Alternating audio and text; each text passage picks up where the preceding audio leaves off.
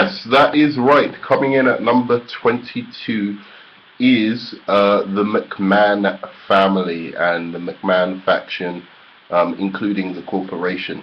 I'm going to have to do this in two parts. For some reason, I'm having some problems, technical problems anyway. So it will be in two parts. One focusing on Shane and Stephanie, and the second focusing on Vince McMahon. I will mention a bit of the corporation's antics as well.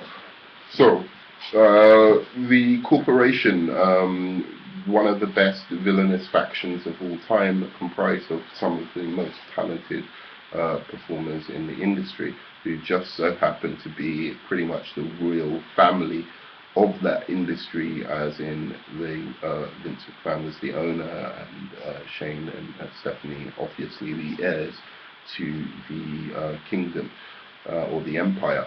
So first of all, just to mention a couple of people, the Big Boss Man, and you know, he put on one of the most classic feuds with with the Big Show, where he was mocking the Big Show's father dying of cancer, which was pretty edgy TV. I found it funny. I probably shouldn't have. It's wrong, but it was pretty hilarious. And you know, the culmination of that with the Big Show driving. The Big Boss Man driving off with the Big Show's dad's grave attached to a hearse, while the Big Show dove on it, was one of the most classic images of the Attitude Era. You obviously had some other guys in it.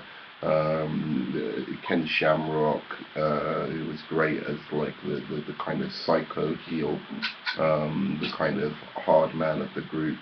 And there were a number of other players along the way that all made the group pretty interesting. I should mention also the two Stooges, Jack Briscoe and the other guy, his name eludes me at the moment, but those two were great as well. Great little comedy act to enhance what was going on with the McMahon family. But now on to Stephanie McMahon. I think she was. I think she played her part really, really great. I think of all the supposed divas or women wrestlers or whatever you want to call it, Stephanie McMahon had a real charisma about her. She was a great villainous character. She puts a lot, like Vicky Guerrero and stuff like that, to shame in just how good she was at getting under your skin. Being hot yet getting under your skin. She, as I said, she played that role beautifully. Like everything evolving out of her betraying Tess, and ending up with Triple H doing that incredible swerve where we thought that she had been drugged or something, and that is how Triple H and her got married. And then finally figuring out, actually, no, it was all along she was in on it as well. And her stepping out of that little girl princess role into the kind of more bad girl, gone wrong kind of role. She was just very, very entertaining, very, very she maybe doing some harm to her legacy by what she's doing now with the PG era, but you can't take away from her that she was a great villain who didn't make you want to change the channel. She definitely was like, okay, I want to watch what she has to say, and it was always something incredibly devious that she had on her mind, and she played the role perfectly. I think her shining moment was probably her slapping her mother across the face, and defending it the next week. So yeah, great stuff. She was brilliant. Now on to Shane McMahon. Now this is a guy I'm actually a huge fan of. In terms of what he does in what he did in wrestling.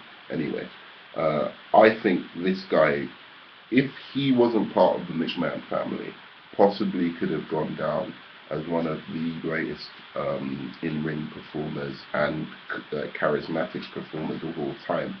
He knew his way around the mic. He knew how to speak. He knew how to get you involved. He knew how to make you hate him. He knew how to make you get on board with him, and you know, be a kind of like a tweener babyface. He also was incredible in the ring. I can't think of one of his matches which isn't an instant classic. You know, whether it was versus Kurt Angle, whether it was versus Randy Orton, whoever it was with, he just put on a spectacle of a show. And a lot of it was to do with his raw athleticism. He doesn't look like the most athletic guy, but for some reason he bounces around the ring like he's like in the Mario Brothers game or something. He's just really, really good at what he does. You know, I do think, like, I've got some video footage of what he got up to during the Attitude Era, and some of the parts of his matches and some of the moves he did that were simply put death-defying. So to Mr. Simba, the Giant King, I salute you and I say,